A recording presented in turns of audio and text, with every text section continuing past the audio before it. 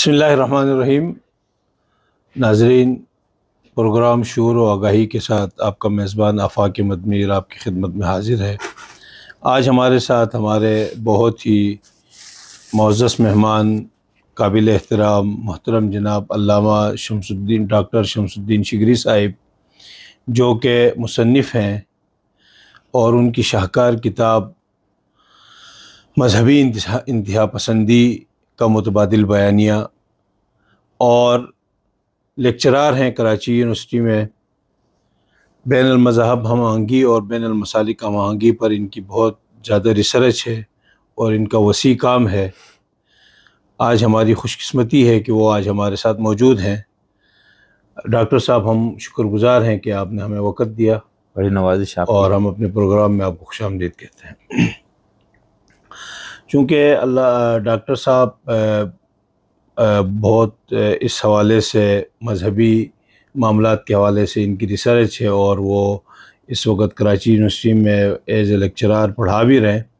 तो हम इनसे यकीनन जो आज गुफ्तगू करेंगे, इनके पसंदीदा सब्जेक्ट और जो इनकी रिसर्च है और जो इन्होंने किताबें लिखी हैं मजहबी इंतहा पसंदी के हवाले से, इस हवाले से हम आपकी खिदमत में अपने नाज़रीन के लिए चंद सवालात आपके सामने रखेंगे, जिससे हमारे देखने और सुनने वालों के लिए रहनुमाई हासिल हो।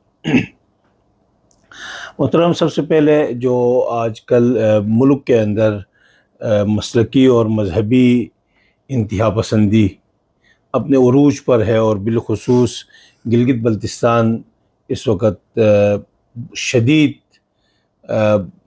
मखदूश हाल में है और हर तरफ एक गैर यकीनी की फ़िज़ा कायम है।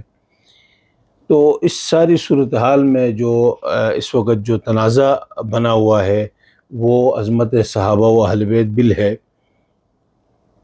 तो इस हवाले से अज़मत सहाबा बिल में ऐसी क्या चीज़ थी, या उसमें ऐसा क्या कानून शामिल किया गया था जिससे ये एक तनाज़ा पैदा हुआ? चूँकि इस हवाले से तो ये एक वाज़ेह चीज़ है कि कानून तो पहले से मौजूद है। अब इस बिल में ऐसी क्या चीज़ शामिल की गई कि जिससे इस इलाके के अमन को दांव पे लगा दिया गया और एक वजह तनाज़े की वजह बना? बहुत शुक्रिया मीर साहब, आपने तालिब इल्म को इतने सारे अल्फाज के साथ बयान करके इज़्ज़त बख्शी और गुफ्तगू का मौका दिया। तो सबसे पहले ये जो बिल वाली बात है, मजहबी इंतहा पसंदी और मसलकी इंतहा पसंदी, में इसको दो अलग अलग खानों में तकसीम करता हूँ। तो हमारी जो किताब है वो मजहबी इंतहा पसंदी, इस्लामी हुकूमत और इस्लामी इनकलाब के हवाले से है। यानी जो मुल्क के अंदर जो दहशतगर्दी हुई आपके यहाँ, और जो बम धमाके हुए, और जो TTP, दाइश और अलकायदा, इनका जो बयानिया था उस पे काम किया मैंने। तो वो एक बहुत संगीन मसला था, तो उसमें मैंने ये किया कि उनकी जड़ों पे जाके उनका जो बयानिया है, ये फ़िक्र कहाँ से शुरू हुई, इस पे बात। और जो दूसरा है वो है मसलकी।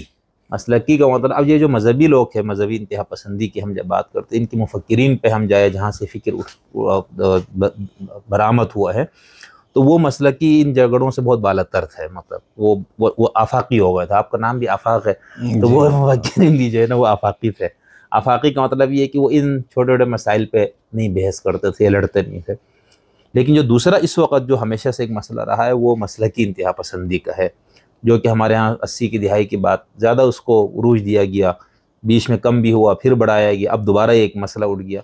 तो इस पे इंशाल्लाह एक तहकीकी किताब पे मैं काम कर रहा हूँ कि इसके क्या असबाब है, बुनियादें हैं, जड़ें हैं, और यही मसाइल पहले से मौजूद थे तो पहले ये खून खराबा क्यों नहीं था। उस वक़्त बड़े बड़े मुनाजरे हुए, उलमा ने इतनी ज़बरदस्त किताबें लिखी, शिया सुन्नी दोनों ने, उन मसाइल पे जिनकी वजह से हमने बात में एक दूसरे को मारना शुरू किया। तो वो क्या था जिसमें बैठ के वो बात करते थे जैसे हम और आप बात कर रहे हैं।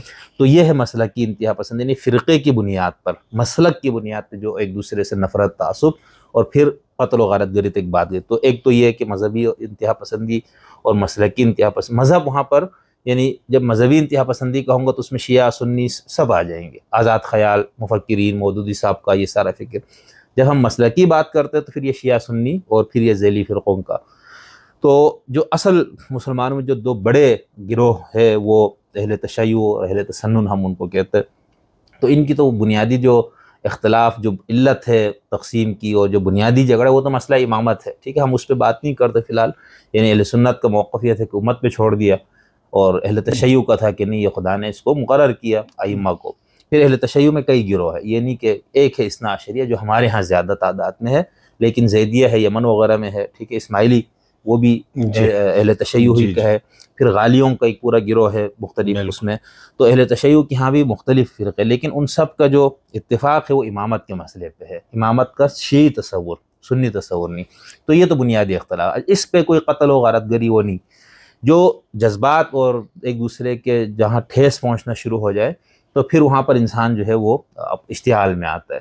تو وہ پھر یہ صحابہ اور صحابیت کا تصور. تو یہ جو بل ہے ہمارے ہاں پیش کیا گیا آخری دنوں میں اس حکومت میں جاتے ہوئے، تو قانون تو پہلے سے موجود ہے کہ اگر آپ صحابی یا امہات المومنین میں سے کسی کی توہین کرے تو آپ کو اس کی سزا مقرر. اور اس پہ کسی کو مسئلہ نہیں تھا، قانون تھا، موجود تھا، چل رہا تھا. مسئلہ تھا بھی تو اتنا ایشو نہیں تھا اس کا. تو یہ انہوں نے جاتے جاتے ایک بل پیش کیا جس کے اندر ایک تو سزا کو بہت سخت کیا، بڑھا دیا بہت زیادہ، اور دوسرا جو ہے نا اس کو ناقابل ضمانت بھی کر دیا، ٹھیک ہے. تو اس بل کے اوپر پھر ایک جب یہ پاس ہوا سینٹ میں جا کے، تو اس وقت آپ نے دیکھا کہ ہمارے ہاں کچھ وہ چہرے جنہوں نے مسلک کی بنیاد پہ خون خرابہ کیا یا اس حوالے سے ان کی شہرت ہے، آپ کے اہل تسنن سے تعلق رکھنے والے کچھ علماء، انہوں نے اس کو جشن اور فتح مبین اور پتہ نہیں کیا کیا قرار دے کے مٹھائیاں تقسیم کی. تو اس اہل تشیع کے اندر ایک یہ بھی پیغام گیا کہ بھائی اس کا تو اس کے پیچھے یہی لوگ تھے. اور پھر ان کو یہ لگا کہ اس بل کو پاس کر کے قانون بنا کے ہم پر عرصہ حیات تنگ کر دیا جائے گا، ٹھیک ہے. اس لیے ادھر سے ایک رد عمل آنا.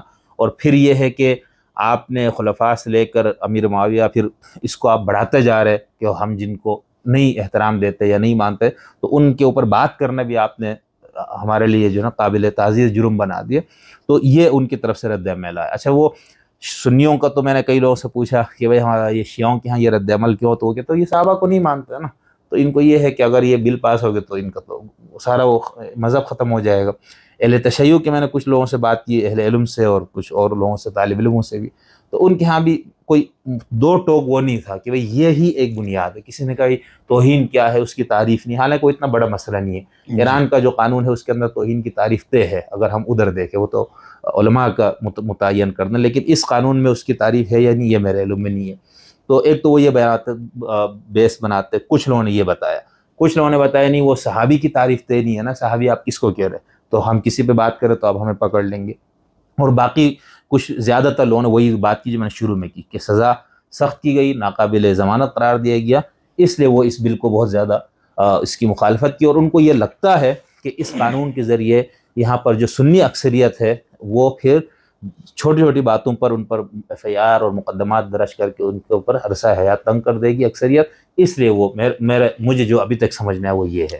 اچھا، ایک اور بات، سوری میری بات لمبی ہو رہی، معذرت. کچھ سنیوں کا یہ تاثر ہے کہ یہ جو اہل تشیع کی طرف سے جو اس قدر زیادہ مخالفت ہے اور جو بہت زیادہ اس کو انہوں نے زندگی اور موت کا مسئلہ بنا دیا، بلکہ میں نے اس سے بات کر لی، تو وہ یہ ہے کہ حقیقت میں یہ صحابہ کو مانتے ہی نہیں ہیں، یہ تو گالی دینا چاہ رہے ہیں، ان کی توہین کرنا چاہ رہے ہیں. تو یہ ان کو لگتا ہے بھائی اگر اس قانون سے ہم پر عرصہ حیات تنگ ہو جائے گی. یہ بات شاید میں نے پہلے کر دی تھی تو تکرار ہوگا اس کے اندر. تو محترم، آپ نے جیسے اس بل کے حوالے سے بہت تفصیل سے بات کی اور اس میں آپ نے صحابیت اور ماننے اور نہ ماننے والے ایک پہلو کے حوالے سے بھی تذکرہ کیا، تو میں آپ کی اسی بات کو آگے بڑھاتے ہوئے یعنی یہ بات ہمارے ناظرین کو بھی آپ بتائیں تاکہ ہماری بھی رہنمائی اور ہمارے دیکھنے والوں کی بھی رہنمائی ہو. مسلک تشیع میں اور مسلک اہل سنت میں صحابیت کا جو تصور ہے،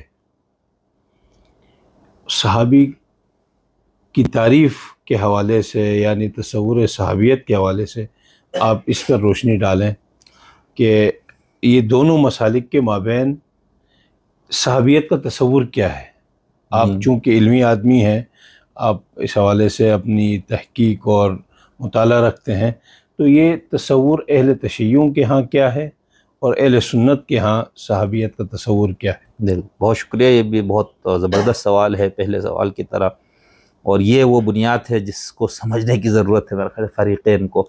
اچھا، اہل سنت کے ہاں تو یہ بہت مشہور ہے کہ صحابہ تو شیعہ تو صحابہ کو مانتے ہی نہیں، یعنی دشمن ہے صحابہ. جی جی. اچھا اب صحابہ آپ نے کہہ دیا تو وہ تو جتنے لوگ صحابہ کا اطلاق ہو سب اس میں آ گئے. ایک تو یہ ایک تصور یہ پایا جاتی ہے. تو 2-3 صحابہ کو مانتا ہے. وہ ایک حدیث بھی اس پہ ہم کسی اور وقت بھی بات کر سکتے ہیں کہ سارے مرتد ہو گئے تھے 3 بیچ گئے تھے. اس کو بہت پیش کیا جاتا ہے.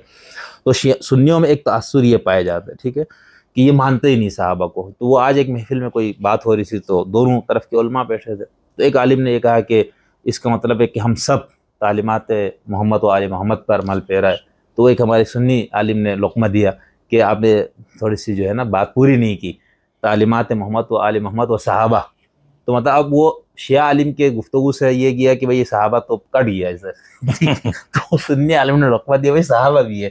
تو یہ ایک تاثر پایا جاتا ہے. اور بدقسمتی اس کی یہ ہے کہ ہمارے ہاں اہل تشیع کے خلاف جتنی کتابیں لکھی گئی لٹریچر تو دستیاب ہے.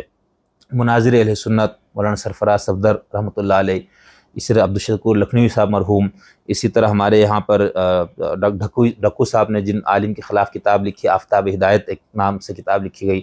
احسان الہی ظہیر بہت مشہور ہے. انہوں نے پھر سارا کچھ عربی میں لکھا جس سے عرب دنیا میں ایک ہلچل ہو گیا کہ یہ کیا. تو ان سب نے یہ تاثر دی جو میں نے اپنے محدود اس کے مطابق ان کا مطالعہ کیا. تو انہوں نے یہی تاثر دیا کہ تو صحابہ کو مانتے ہی نہیں. اور یہی بات پھر اہل سنت میں چلی گئی. اب سوال یہ پیدا ہوتا ہے کہ قرآن مجید میں صحابہ اور یعنی پیغمبر کے ساتھیوں کی بہت تعریف بھی کی گئی ہے, برائی ان کی تنقید بھی ہے, ان کے اعمال کے اوپر بات بھی کی گئی جنگ بدر اور اس تناظر میں احد کی طرح جنگ احد وغیرہ کے تناظر میں یا باقی بھی. تو لیکن تعریفات بھی موجود ہے. اشداء علی الکفار رحماء بینہم محمد رسول اللہ والذین معہ, یہ ساری. تو کیا اہل تشیع ان آیت کو نہیں مانتے؟ سوال یہ پیدا ہوتا ہے اگر وہ صحابہ کو نہیں مانتے ٹھیک ہے. اب کوئی سننے کہے گا تو قرآن کوئی نہیں مانتا ٹھیک ہے. تو وہ اس پہ بھی ہم کوئی بات کر لیں گے ٹھیک ہے. تحریف قرآن کا جو الزام اہل تشیع پہ ہے وہ ہے کیا اصل میں؟ تو سوال یہ پیدا ہوتا ہے کہ جب قرآن میں اتنی آیتیں موجود ہے, اچھا خود اہل بیت ایک حدیث پاک ہے جو امام جعفر صادق علیہ السلام کی طرف منسوب ہے, کافی وغیرہ میں سب میں ہے. اچھا اہل سنت میں بھی یہ ہے لیکن بالکل نیچے کی کتاب میں ہے ٹھیک ہے, معجم طبرانی کے اندر جا کے, یعنی صحاح ستہ اس میں نہیں ہے کہ اس میں امام نے یہ کہا کہ جو کسی صحابی کو گالی دے اس کو قتل کرو, اور جو کسی نبی کو گالی دے اس کی شان میں گستاخی کرے اس کو قتل کر دو, اور جو کسی صحابی کی شان میں گستاخی کرے اس کو کوڑے مارو. یہ اہل تشیع کی روایت ہے ٹھیک ہے. تو یہ حدیث کہاں جائے گی ٹھیک ہے. اس کے علاوہ بے شمار ہے. تو اس کا مطلب یہ ہے کہ اگر کوئی شخص قرآن کو مانتا ہے تو وہ صحابہ کا ممکن نہیں ہو سکتا. یہ طے ہو جائے گا یہاں پر. یا تو ایک بندہ کہ نہیں مانتا ہو, یا وہ یہ کہ یہ آیتیں منسوخ ہے, وہ یا یہ کہے کہ نہیں ان آیتوں میں یہ 2-4 آدمی موجود ہے, اگر یہ بھی کر دے تو اس کا مطلب یہ کہ وہ صحابہ کو مانتا ہے ٹھیک ہے. اب ماننے کا مطلب کیا ہے, تصور کیا ہے شیعوں کا صحابہ کا تصور جس سے اختلاف ہوا اور جس کی وجہ سے اہل سنت نے یہ تاثر دیا کہ صحابہ کے دشمن ہے. سب سے پہلے تو ایک اہل سنت کا تصور یہ ہے کہ جس شخص نے ایمان کی حالت میں پیغمبر کی زیارت کی, ان کی صحبت اختیار کی, لمبی صحبت ہے مختصر صحبت ہے یہ ایک الگ بحث ہے, پیغمبر کی زیارت کی ایمان کی حالت میں, اسی حالت میں اس کا انتقال ہوا تو وہ صحابی ہے. بعد میں اگر وہ مرتد ہوا مذہب چھوڑ دیا تو وہ صحابی نہیں رہے گا, وہ تو اسلام سے ہی نکل گیا. تو اہل سنت کا ایک تو تعریف یہ صحابی کی ٹھیک ہے. اس کے ساتھ جو اہل سنت کا بنیادی ہے وہ یہ کہ تمام صحابہ عادل ہے. اچھا اب عادل کا ہمارے ہاں جو میں نے تھوڑا اپنا لوگوں سے بات کر کے کچھ پڑھ کے جو محسوس کیا وہ یہی ہے کہ عادل کا مطلب یہ سمجھا گیا کہ وہ تنقید سے ہی بالاتر ہے, ان پہ بات ہی نہیں ہو سکتی ٹھیک ہے. یعنی وہ اچھا اب اگر تنقید سے کوئی بالاتر ہے بات ہی نہیں ہو سکتی تو معصوم کی صفت ہے جی ٹھیک ہے, پیغمبر کی صفت ہو سکتی ہے, اہل تشیع کے نزدیک ائمہ کی صفت ہو سکتی ہے. تو اب عادل کا مطلب حقیقت میں یہ اصول حدیث کی ایک اصطلاح ہے جس کے اندر ہم کہتے ہیں صحابہ یہ فلاں راوی عادل ہے ٹھیک ہے. تو اس کا مطلب یہ ہوتا ہے کہ وہ شخص جانتے بوجھتے دین کے اندر کوئی ایسی بات پیغمبر کی طرف منسوب کر کے نہیں کہے گا جو پیغمبر نے نہیں کہی. یہ عدالت صحابہ ہے مختصراً ٹھیک ہے. تو اہل سنت یہ کہتے ہیں جو صحابی ہے صحابہ کلہم نجوم, تمام صحابہ نجوم ہے, بِأَيِّهِمْ اقتدیتم اہتدیتم, جس کی تم پیروی کرو تم ہدایت پہ ہو. یہ اس کا مطلب ہے کہ صحابہ میں اختلاف رائے موجود تھا تو آپ نے جس صحابی کے رائے پہ عمل کیا تو آپ نجات یافتہ ہے. یہ اہل سنت کا تصور ہے ٹھیک ہے. تو عدالت صحابہ کا مطلب یہ. شیعہ جو ہے وہ تمام صحابہ کو عادل نہیں مانتے. یہ نہیں کہ صحابہ کو عادل ہی نہیں مانتے, ان کی عدالت تو ایک بہت بنیادی صفت بھی ہے مومن ہونے کے لیے بھی ٹھیک ہے. ان کا یہ کہنا ہے کہ تمام صحابہ کے جو عادل ہونے کا تصور ہے اس کو ہم نہیں مانتے. کیوں؟ کیونکہ صحابہ کے اندر فسق کے مرتکبین بھی تھے ٹھیک ہے, بہت سے صحابہ کے اندر کے اوپر ان کو تحفظات ہے ان کے کچھ اعمال کی وجہ سے, یہ ان کا یہ نیریٹو ہے کہ ان کی طرف سے اہل بیت کے ساتھ زیادتیاں ہوئی، ٹھیک ہے، اور وہ دلچسپ بات یہ کہ وہ زیادتیاں یا جس کو وہ بیان کرتے مظالم کے کہ وہ تاریخ کی کتابوں میں موجود ہے۔ اچھا، اہل سنت کیا پھر ان روایتوں کو کیا کریں گے اگر ہے اور اس کے ساتھ وہ عدالت کا، تو وہ یہ کہتے ہیں کہ ہم صحابہ کو ایک تو معصوم نہیں مانتے نا، ان سے غلطی ہو سکتی ہے بتقاضۂ بشریت، لیکن چونکہ قرآن نے ان کی تعریف کی، پیغمبر نے ان کے لیے کچھ صحابہ کا نام لے کے بتائے جنتی ہے، احد والوں کی، بدر والوں کی اپنی فضیلت بیان کی، ٹھیک ہے، تو اس لیے اہل سنت یہ کہتے ہیں کہ ہم صحابہ کی جو آپس کے اختلافات یا ان کی جو مشاجرات ہے، لڑائیاں بھی ہوئی، ہم اس قابل نہیں ہے کہ ہم اس کے اوپر اپنا کوئی تبصرہ کریں منفی، تو بس ہے، پڑھتے پڑھاتے ہیں، لکھتے بس موجود ہے، ہم ان سے یعنی ہماری حیثیت یہ نہیں ہے کہ ہم صحابہ کرام پر تنقید کریں یا ان کو برے الفاظ میں یاد کریں۔ تو شیعہ یہ کہتے ہیں نہیں، ہم جو ہے وہ بیان کریں گے، ٹھیک ہے، جو کچھ انہوں نے کیا، جو ان کی طرف زیادہ، ہاں اب اس میں یہ ہے کہ آپ کا لہجہ کیا ہے۔ ایک شیعہ عالم اسی کو جو داستان بیان کرتا ہے کسی خلیفے کا یا کسی صحابی کا کہ انہوں نے بیوی فاطمہ کے ساتھ ایسا کیا، حضرت علی کے ساتھ یوں کیا، امام حسن کے ساتھ ایسا کیا، تو اب اس کے اندر شائستگی ویسے بھی ہماری گفتگو میں ہونی چاہیے۔ تو اگر وہ شخصیات کسی اور مسئلے کے لیے بہت مقدس اور محترم ہے تو پھر وہ زیادہ احتیاط کرے۔ تو یہ دونوں کے ہاں جو صحابہ کا تصور ہے، پھر اہل تشیع جو ہے وہ صحابہ کی 3 تقسیمات بھی کر دیتے ہیں، ٹھیک ہے، یعنی وہ یہ کہتے ہیں کہ قرآن نے منافقین کی بھی تو بہت مذمت ہے نا، ذکر ہے نا، تو وہ کہتے ہیں پھر منافقین کون تھے، یعنی اتنا زیادہ مدنی صورتوں میں ایسا لگتا ہے کہ قرآن کی مدنی صورتیں ہے ہی انہی کے خلاف یا انہی کے کمزوریوں پر ہے منافقین کی، تو ان کا یہ کہنا ہے کہ پھر وہ کہاں گئے، کیا وہ ختم ہو گئے تھے پیغمبر کی زندگی میں؟ اہل سنت کو تو تصور ہے نا کہ وہ چھانٹ کے الگ ہو گئے، ٹھیک ہے، منافقین الگ ہے، وہ ختم ہو گئے پیغمبر کی زندگی میں، باقی جو تھے وہ مومنین تھے، صحابہ تھے۔ تو یہ ہے جو میرا خیال سے بنیادی دونوں میں فرق ہے۔ آپ نے بہت بہترین علمی طور پر اس چیز کو واضح کرنے کی کوشش کی۔ تو اب اس سلسلے میں جو صحابیت کا جو تصور ہے وہ آپ نے اہل سنت اور مکتبہ اہل تشیع کے حوالے سے آپ نے اس کو بھرپور انداز میں اپنے علمی انداز میں واضح کیا۔ اس حوالے سے ذرا یہ رہنمائی بھی دیں، جو آپ نے اہل تشیع کے ہاں 3 طبقات کا بتایا کہ ان کو 3 حصوں میں تقسیم کرتے ہیں، آیا وہ تو ان کے اپنے ہاں یہ چونکہ ایک علمی بحث ہے اور علمی اور تاریخی حوالے سے یہ علماء کا کام ہے، لیکن سادے لفظوں میں عام عوام الناس کو سمجھانے کے لیے کہ چونکہ اہل سنت کے ہاں وہ تمام صحابہ کو اپنے لیے مقدس اور برحق اور ان کو عادل اور معیار مانتے ہیں، صحابہ معیار حق ہے، تو اس حوالے سے اہل تشیع کا ہاں جو ان کے مجتہدین کے حوالے سے آیت اللہ سیستانی، آیت اللہ خامنائی، ان کے فتاوجات ہم نے دیکھے تو کہ ان کی توہین کا ارتکاب کرنا حرام ہے، اور بہت سارے اور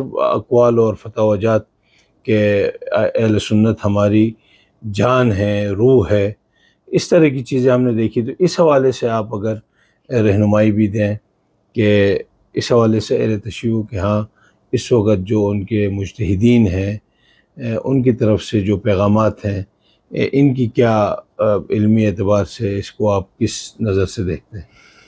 ہاں، اہل تشیع کے ہاں آیت اللہ امام خمینی رضوان اللہ علیہ جب وہ انقلاب ایران کے بعد وہ کرتا درتا ہو گئے ایران کے، ایک ولی فقیہ بھی بن گئے، ایک بڑا منصب ان کو، اور اس سے پہلے بھی جب وہ انقلاب ایران کے آخری مراحل میں وہ بہت پرجوش انداز سے جب اس کے اندر وہ اس کو لیڈ کر رہے تھے، تو اس وقت ہی یعنی اب امام خمینی کا تعلق جو ہے نا وہ ان مفکرین سے میں اپنا محدود مطالعے کے مطابق سمجھتا ہوں جو آفاقی مفکر ہے، وہ اب ان چیزوں میں لا شیعہ ولا سنہ ان کا نعرہ بھی تھا، ہمارے یہاں تو لوگ یہ کہتے ہیں کہ وہ ایسے ہی ایک نعرہ تھا، ایسا نہیں ہے۔ تو امام خمینی پہلا شخص تھا جس نے باقاعدہ اس کو محسوس کیا اور باقاعدہ اس کے اوپر ممانعت کر دی کہ بھئی ٹھیک ہے، ہمیں بہت سے پیغمبر کے ساتھیوں سے تحفظات ہے شیعہ اہل تشیع کے نقطۂ نظر سے، اور ان کی وہ چیزیں تاریخ میں بھی موجود ہے، لیکن ہم اس انداز سے ان چیزوں کو بیان کرنا حرام ہے جس سے ان کی توہین کا پہلو نکلے اور جس سے برادران اہل سنت کے جذبات کو ٹھیس پہنچے۔ تو یہ اہل تشیع کے ہاں یہ بہت بڑا کام تھا کہ ایک مرجع تقلید ولی فقیہ، اور وہ صرف ولی فقیہ نہیں تھے، ولی فقیہ مطلق تھے، یہ ایک فرق ہے، ٹھیک ہے، یعنی جس کے پاس سیاسی اختیارات بھی ہو، وہ جو عام فقیہ ہے جیسے سستانی صاحب بھی ہے، جی آیت اللہ العظمیٰ سستانی حفظہ اللہ ہے، یا جو ابھی ہمارے ہاں انتقال ہوا آیت اللہ العظمیٰ محمد حسین ڈھکو صاحب، یا آیت اللہ العظمیٰ ناصر مکارم شیرازی، اور اس طرح کے اور بھی کچھ جو ہے مجتہدین ہے. تو وہ سب مجتہدین ہے، ٹھیک ہے، ولی فقیہ بھی ہے، لیکن ولی فقیہ مطلق نہیں ہے کہ ان کے پاس باقاعدہ قانون کو نافذ کرنے کا بھی اختیار ہو. یہ اختیار پہلی بار ملا ہے امام خمینی کو، تشیع کی تاریخ میں یہ ہوا. تو اب مسئلہ یہ تھا کہ ایران میں بہت سے سنی تھے، اور جو انقلاب آیا قومی انقلاب تھا، اس میں شیعہ، سنی، لبرل، سیکولر، ملحدین، یہ کمیونسٹ پارٹی نے سب سے زیادہ قربانیاں دی. تودا پارٹی جو ہے 1930 میں پارٹی بنی اور بادشاہ سے سب سے زیادہ مارستیں کھائی. پھر بعد میں 2 پارٹیاں بنی، مجاہدین خلق اور فدائیان خلق. وہ دونوں لبرل نظریات کے، بلکہ لبرل میں نہیں کہوں گا، مارکسی نظریات کی طرف رجحان تھا ان کا. ڈاکٹر مصدق جن کا بڑا نام سنتے ہم لوگ، ٹھیک ہے، یہ لبرل تھا. قومی پارٹی، یہ سب لوگ شامل تھے اس کے اندر. اچھا، اس وقت تک کوئی مذہبی پارٹی بطور مذہبی اس طرح سے موجود بھی نہیں تھا. تو کہنے کا مطلب یہ ہے، یہ ایک قومی وہ تھی، پورا ایران اس میں تھا، اور پھر پوری باقی مسلم دنیا اور باقی دنیا کی بھی نگاہیں اس پہ تھی کہ ہوتا کیا آگے. تو اس وقت امام خمینی نے محسوس کیا کہ یار یہ ایک بڑا مقصد کے لیے ہم جا رہے ہیں، اور یہاں پر مولوی اور یہ علماء ان مسائل کو لے کے پھر تضادات اور تنازعات کو جنم دے، تو انہوں نے بالکل مطلق حرام کر دیا. اور ہمارے ہاں اہل سنت کے کچھ لوگوں کو میں نے یہ سنا، بلکہ وہ یقین رکھتے کہ بھئی خمینی تو حقیقت میں وہ صحابہ کو برا کہنے والے وہی تھے، وہ صرف تقیہ کا لبادہ اوڑھ کے. حالانکہ تشیع کی تاریخ میں خمینی وہ بندہ جس نے تقیہ، انہوں نے کہا کہ تقیہ کا زمانہ گزر چکا ہے، اب تقیہ نہیں ہے، ٹھیک ہے، اب اظہار کا دور آیا. اچھا ہاں، تو اس میں وہ شخص، یعنی وہ جس حد تک ہم نے ان کو پڑھا، ان کے نظریات سیاسی، ان سے ہمارا ہو سکتا طالب علمانہ کوئی کہیں پر ہمیں تھا، ہم خاک ہے نا، ہم کیا یہ بولنا بھی برا لگ رہا ہے کہ اختلاف ہو، لیکن یہ جو ان کا کام تھا نا کہ سنت کی مقدسات کی توہین کی، حرمت کا، جو یہ بالکل یقیناً ان کے دل سے یہ بات نکلی ہوئی. اس کی وجہ یہ ہے کہ امام خمینی جب 1945 میں ان کی پہلی کتاب آتی ہے کشف الاسرار، اس وقت وہ ایک مدرسے کے مولانا ٹائپ ایک وہ تھے، حجت الاسلام جس کو کہا جاتا ہے، ایک مدرس تھے، بس ایک عالم جو ہوتے مجلس سے پڑھنا. تو وہ ایک کتابچہ وہاں پر لکھا گیا تھا جس کے اندر ان صاحب نے اسلام کے اوپر اور تشیع کے کچھ چیزوں پر اعتراضات کیے. اس کا وہ کتابچہ 50 صفحے کا، اس کا جواب خمینی صاحب نے لکھا 500 صفحے کا، کشف الاسرار. جب انقلاب کا وہ سارا ہوا تو امام خمینی نے اپنے اس کتاب سے ہی وہ کر دیا. کیوں؟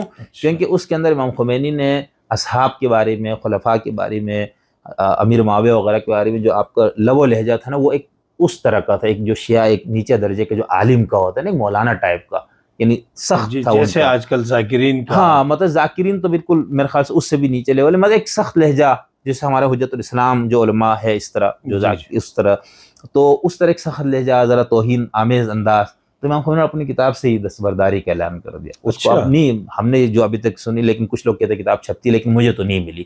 میں نے بڑی مشکل سے اس کا عربی نسخہ مجھے ملا PDF میں، کشف الاسرار، تو وہ کتاب دستیاب نہیں. کیوں؟ صرف اس بنیاد پہ. باقی وہ جو سیاسی نظریات، یہ وہ چیزیں پیش کی، اس سے وہ قائم رہے خمینی. اس بنیاد پہ انہوں نے اس کتاب سے وہ کر دیا. ٹھیک ہے. اچھا، یہ جو منظور نعمانی صاحب، ان لوگوں نے جو انقلاب ایران اس تناظر میں شیعت پہ تنقید کی نا، ان سب نے امام خمینی کی اسی کتاب کو پکڑا ہوا ہے کہ خمینی دیکھو یہ تو کٹر شیعہ، بدبودار شیعہ ہے، وہ دیکھو کہ کشف الاسرار میں کیا لکھا. اچھا بھائی، دوسری بھی کتابیں ہے نا، صحیفہ نور کے نام سے 22 جلدوں میں خمینی کے سارے خطبات، تقریر، خط، جو انہوں نے لفظ بولا وہ موجود ہے اس کے اندر. ٹھیک ہے. اسی طرح خطبہ الکوثر ہے، اسی طرح ان کا پورا ایک انسائکلوپیڈیا ہے امام خمینی کے پورے کلام کا. تو ان سب کے اندر کیا ایسی چیزیں نہیں مل رہی. ٹھیک ہے. تو کہنے کا ہوتا ہے، میں معذرت، بات بہت لمبی ہو جاتی ہے، تو اس کے اندر امام خمینی نے یہ کام کیا، بہت زبردست کام تھا یہ. ٹھیک ہے. اب جو امام خمینی کے مقلدین تھے، ان کو تو یہ فرض تھا نا کہ بھئی ہمارے مجتہد نے، مرجع تقلید نے اس کو حرام کیا، تو ہم نہ صرف اس پہ عمل کریں بلکہ ہم عوام تک یہ بات پہنچائے.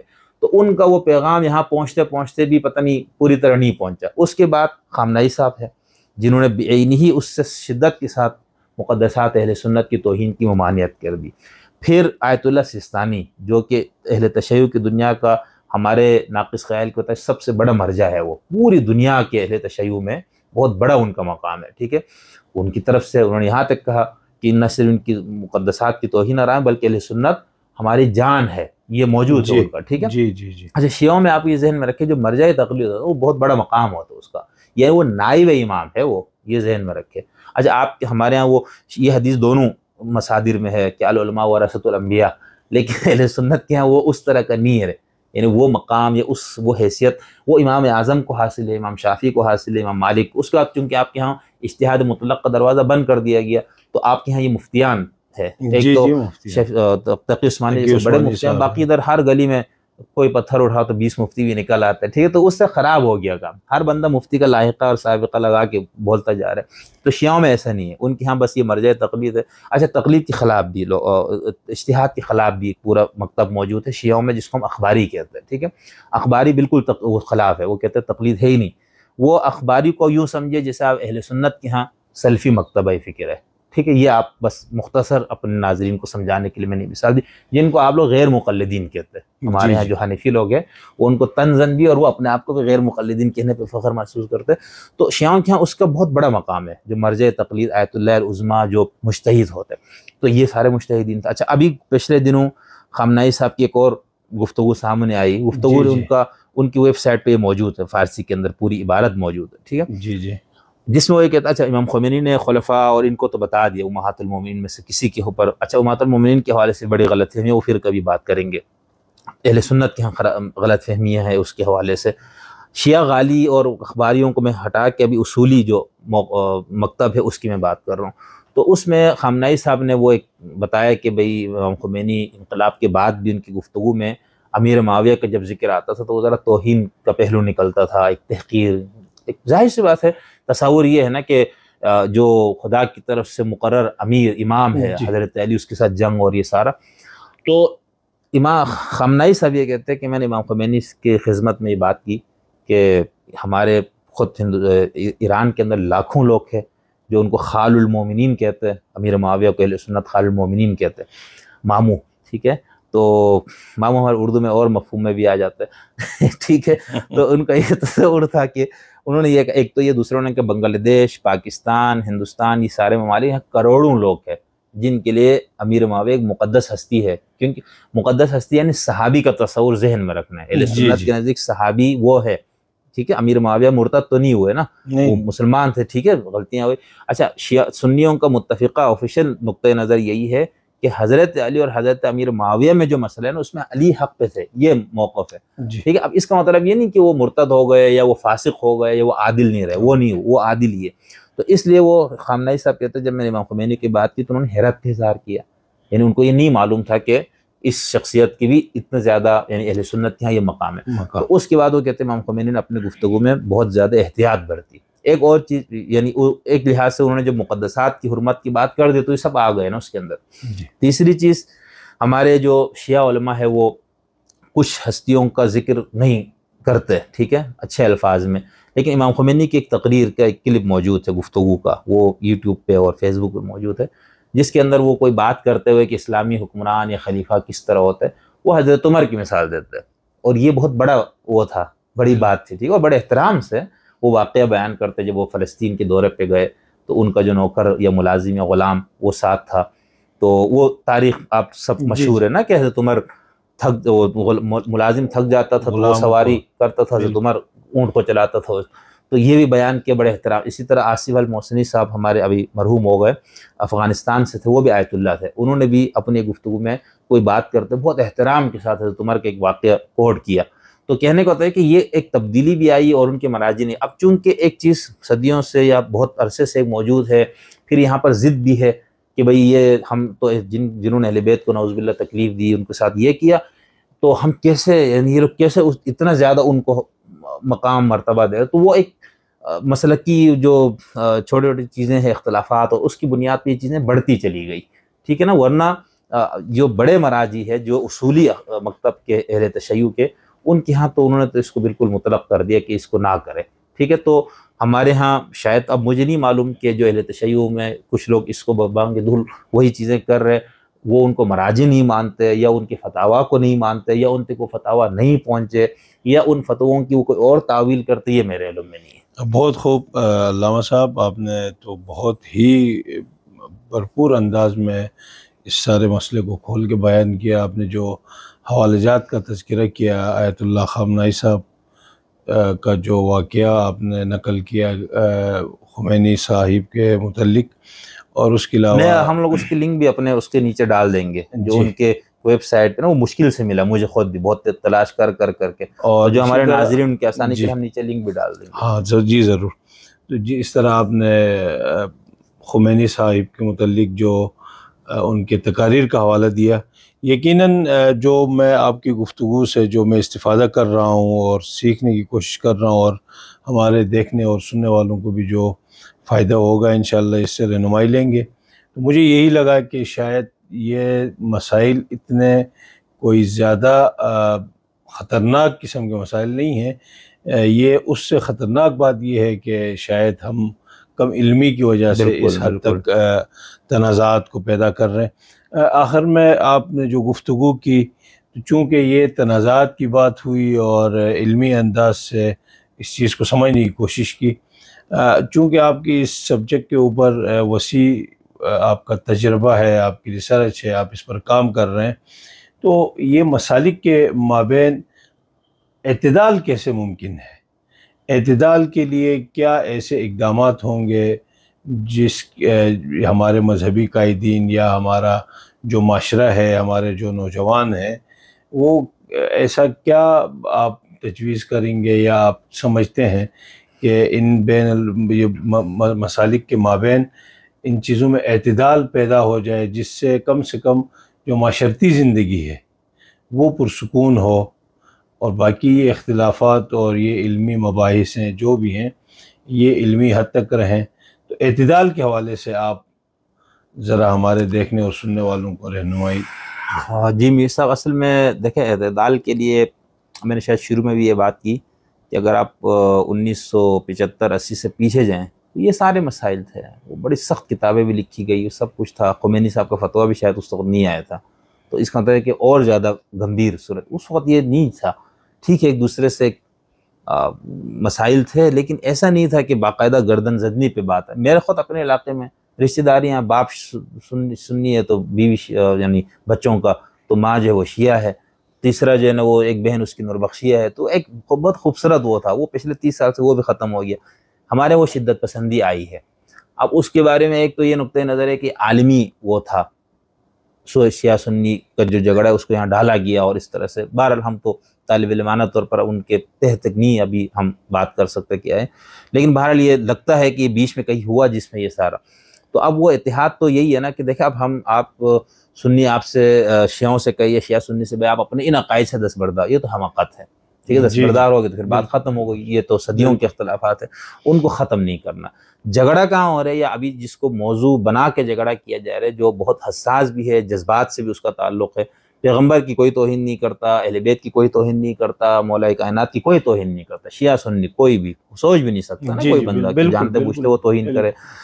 اچھا اب رہ گئے کچھ اشخاص، اور صحابہ کہہ دیا تو تمام نہیں، ان میں سے کچھ لوگ جن کے اوپر اہل سنت ظاہر سی بات ان کا نقطۂ نظر یہی ہے، ان کو عادل اور معیار حق مانتے، تو جب ہم دیکھو کچھ شخصیات اس قسم کی ہوتی ہیں نا جو اگر وہ مذہبی بھی ہو جائیں تو وہ ہمارے لیے اپنے والدین، اپنے عزیز و اقارب، یہاں تک اپنی جان سے بھی محترم ہو جاتی ہے وہ شخصیات، اس کے لیے آپ جان دینے کے لیے بھی تیار ہو جاتی ہے، یہ مثالیں موجود ہیں۔ یہاں تو ہم ایک سیاسی لیڈر کے لیے جس کا نہ کوئی سر ہے، نہ پیر ہے، نہ دماغ ہے، اس کے لیے لوگ بیٹھے ہوئے کہ ہم نے خودکشیاں بھی کرنی ہے، ٹھیک ہے، تو کہنے کا مطلب ہے کہ یہ تو ایک پتہ ہے اس بندے کی پوری زندگی ہمارے سامنے ہے نا، اور تو اس کے باوجود انسان ہے نا، اس کا کوئی نہیں پتہ، تو اب جب وہ مذہبی شخصیات ہو جائے تو پھر اور زیادہ جذبات اس قسم کے ہو جاتے ہیں۔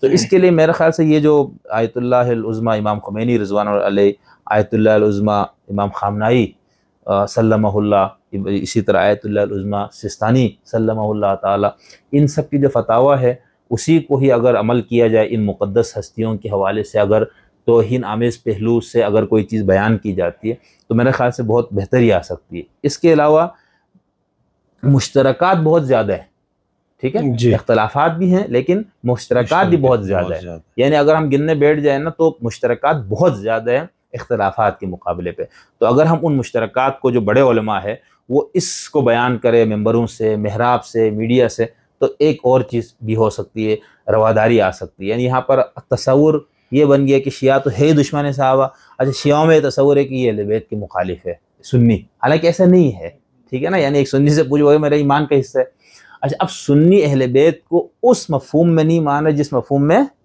شیعہ مانتا ہے، ایسا ہی ہے نا؟ یعنی آپ حضرت علی کو برحق مانتے ہیں، امام عادل مانتے ہیں، الصحابہ کلہم عدول مانتے ہیں، اصحاب کالنجوم میں مولا کائنات اہل سنت کے نزدیک تیسرے نمبر پہ موجود ہے، ٹھیک ہے نا؟ ابوبکر، حضرت عمر، پھر حضرت علی آتا ہے آپ کے یہاں اہل سنت کے یہاں۔ تو جب یہ سب چیزیں موجود ہے کیا کہتے ہیں سنت کے یہاں، تو تصور شیعوں کے کچھ لوگوں میں یہ کہ یہ تو اہل بیت کے مخالفین ہے، دشمن ہے اہل بیت کے، حالانکہ ایسے نہیں ہے۔ تو میں صرف یہ کہہ رہا ہوں کہ اہل سنت یہ اصرار نہ کرے کہ جس مفہوم میں ہم صحابہ کو مان رہے ہیں اس مفہوم میں مانیں، شیعہ یہ اصرار نہ کرے کہ بھائی جس مفہوم میں ہم ان اصحاب کو اہل بیت کو مانتے اس میں مانیں، ٹھیک ہے؟ تو یہ بھی ایک وہ ہے کہ آپ یہ میں اسی لیے میری کوشش ہوتی ہے کہ میں اپنے اسٹوڈنٹس کو بھی اور خود بھی تہ میں جا کے نا کہ وہ بنیاد جڑ کیا ہے جہاں سے یہ بات آ رہی ہے اس کو سمجھنے کی کوشش کرتا ہوں۔ جب وہ سمجھنے کی کوشش کرتا ہوں تو مجھے تو اس میں سے کوئی بھی بیچارہ وہ نہیں نظر آتا کہ کوئی دشمن ہے، وہ اسلام ہو گیا یا مرتد ہو گیا یا ایسا۔ کیوں؟ کیونکہ وہ جس دیانتداری اور جس اخلاق کے ساتھ اپنے اس مسئلے پہ عمل کر رہا ہے اس کے پاس ایک دلیل موجود ہے۔ اب کچھ اشخاص کے بارے میں جو مسئلہ ہے اس پہ تنقید کریں، تاریخ میں جو چیزیں بیان کریں، لیکن شائستگی کے ساتھ بیان کریں۔ دیکھیں اگر حضرت عمر کے حوالے سے کچھ چیزیں یا باغ فدق کا معاملہ ہے حضرت ابوبکر کے ساتھ، بخاری شریف میں ہے نا، تو کیا جب دور حدیث کرتے ہیں اساتذہ محدثین آپ کے شیوخ، وہ حدیث نہیں پڑھاتے ہیں، اس کے اندر سخت مکالمہ بھی موجود ہے۔ تو کیا ایک محدث یا ایک شیخ الحدیث اس سخت مکالمے کو اپنے اسٹوڈنٹس کو نہیں بیان کرتا ہے نا؟ اب اس کے اندر اس کا انداز الگ ہوگا، طریقہ الگ ہوگا، اس کی توجیہات الگ ہوں گی۔ وہی چیز مخالف بیان کرے گا تو ایک اس کا انداز دوسرا ہو جاتا ہے۔ تو اگر اس کو بھی تھوڑا تبدیل کرے، اس کو ایک محض علمی مسئلے کے طور پر بیان کیا جائے تو میرا خیال سے پھر مسائل نہیں ہوں گے۔ باقی احترام رکھے، توہین نہ کرے۔ ویسے ہی دیکھا نا، میں مزے کی بات ہے کہ جب حضرت علی سلام اللہ علیہ کے دور میں کچھ لوگوں نے جب امیر معاویہ ان کو گالی دینے شروع کیا ان کو، تو حضرت علی نے منع کیا کہ تم گالی دینے والے مت بنو، ٹھیک ہے؟ ایک تو یہ بات سختی سے۔ دوسرا یہ کہ بقول تاریخ کے اور جس کو کتابوں میں مانا جاتا ہے کہ منبر سے برا بلا کہنے کی روایت اموی دور میں ڈالی گئی، یہ کچھ لوگ اگر اس کو نہیں مانتے، کچھ محققین وہ الگ ہے، لیکن عام طور پر یہ بات موجود ہے کتابوں میں نا۔ تو اس کا مطلب ہے کہ یہ توہین کرنے کا، توہین آمیز رویہ اختیار کرنے کی پھر سنت کس کی ہے؟ جس کو شیعہ برا بلا کہتے ہیں انہی کی سنت ہوئی نا۔ میں اہل تشیع کو یہ بات بتانا چاہ رہا ہوں نا کہ آپ کے بقول یہ کام ان لوگوں نے شروع کیا، حضرت امیر معاویہ وغیرہ نے۔ تو اگر آپ بھی وہی توہین آمیز رویہ اختیار کرتے تو آپ کس کی سنت پہ عمل کر رہے ہیں؟ واضح ہے، ٹھیک ہے نا؟ تو اس لیے اس کو بھی سمجھنے کی ضرورت ہے۔ اصل مسئلہ جو ہمیں سمجھ میں آتا ہے جب مذہب اور مسلک کے ساتھ معیشت اور سیاست اور پاور گیم یہ جڑ جائے نا، پھر میں اپنا میر صاحب وہ اخلاقیات، بنیادی تعلیم، تزکیہ، وہ سب چیزیں پیچھے ہوتی ہے۔ اسی لیے نہ اہل سنت کے ممبروں سے اخلاقیات زیادہ بات ہوتی ہے، نہ شیعوں کے ان مسائل پہ بات ہوتی ہے جو شناخت کے مسائل ہیں۔ سنیوں کے شناخت کے مسائل پہ وہ ایسے اڑے ہوئے، شیعوں کے کچھ شناخت اس پہ وہ اڑے ہوئے۔